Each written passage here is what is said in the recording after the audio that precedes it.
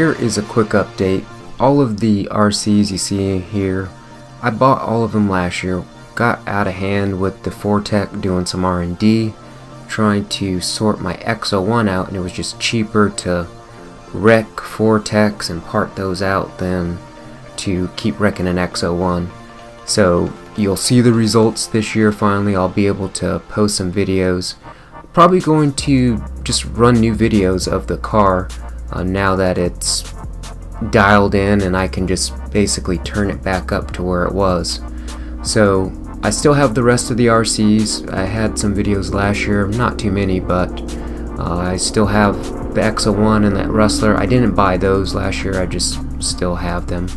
But stay tuned. If you're not a subscriber, I would appreciate it if you subscribed and just checked it out. I will be posting videos well over 120 miles an hour this year, so it'll be fun.